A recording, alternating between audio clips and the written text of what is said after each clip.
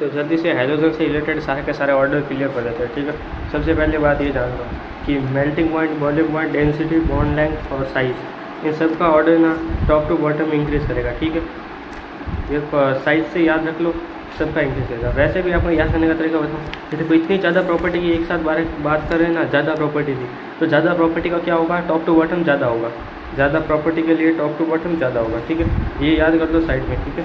अब ना कुछ स्पेशल होता है, जैसे कि आयोनाइजेशन एनर्जी एंड इलेक्ट्रोनेगेटिव। आप थोड़ा बहुत भी पढ़ते हो ना, किताब खोली हो ना कभी, तो ये चीज़ आपको पता होगी, ठीक है।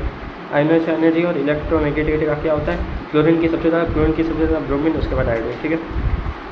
आयोनाइजेशन एनर्जी का तो क्यों होगा, मैं एक और कंसेप्ट बता देता हूँ। Top to bottom size increase करती है तो आयोनाइजेशन एनर्जी डिक्रीज करती है।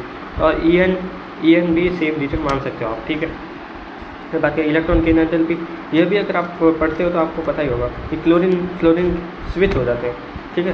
क्लोरीन आगे आता है, जस्ट क्लोरीन पीछे चला जाता है, बाकी पूरा ऑर्डर सेम होता है, इसलिए ये भी सब लोगों को याद हो जाता है, ठीक है। बट यहाँ पर एक आता है कीड़ा फंसता है, किसमें, बॉन्ड डिसोसिएशन एनर्जी या फिर बॉन्ड स्ट्रेंथ भी बोलते हैं उसको, मतलब तोड़ने की ताकत लग रही है भाई, जितनी ज़्यादा ताकत लग रही है, इसको स्टेबिलिटी से भी आप कंपेयर कर सकते हो। एनर्जी लगेगी, जो ज़्यादा एनर्जी लगेगी तो मतलब वो ज़्यादा स्टेबल है, ठीक है, सिंपल सी बात है। इसका ऑर्डर होता है क्लोरीन की सबसे ज़्यादा, उसके बाद ब्रोमीन की, उसके बाद फ्लोरीन की, उसके बाद हाइड्रोजन की। इसमें ना बहुत ज़्यादा सफलिंग हो गई है, इसलिए आप इसको कोई कैसे याद नहीं कर सकते हो, थोड़ा रटना पड़ेगा। तो रटने के लिए क्या तरीका है मैं बताता हूँ आपको, ठीक है। रटने के लिए आपको क्या करना होगा, एक सेकेंड,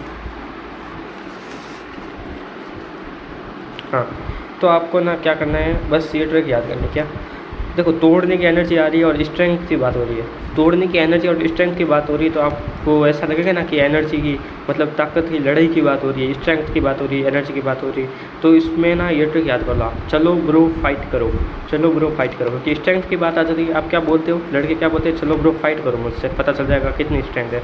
तो इससे याद आएगा, चलो से याद आएगा क्लोरीन, ब्रो से ब्रोमीन, फाइट से एफ से याद आएगा फ्लोरीन, उसके बाद लास्ट में आयोडीन। तो इसका ऑर्डर भी मैंने याद करा दिया। इससे ना आप एक चीज़ रिलेट करने की गलती मत करना, क्या, इस ऑर्डर को देखकर आप बॉन्ड लेंथ का ऑर्डर मत बताना, क्योंकि जनरली हम क्या करते हैं कि बॉन्ड स्ट्रेंथ का उल्टा ऑर्डर बनाते हैं, क्या, बॉन्ड लेंथ का। बिकॉज जितनी ज़्यादा बॉन्ड स्ट्रेंथ होगी हम सोचते हैं उतनी कम होगी बॉन्ड लेंथ, बट इनके हाइड्रोजन के केस में ऐसा नहीं है, इसलिए मैंने यहाँ पर बोला लगाया है बॉन्ड लेंथ पर। बॉन्ड लेंथ का order please not relate it with bond strength, इससे रिलेट करके इसको बनाने की कोशिश बिल्कुल भी मत करना, गलत हो जाएगा पूरा।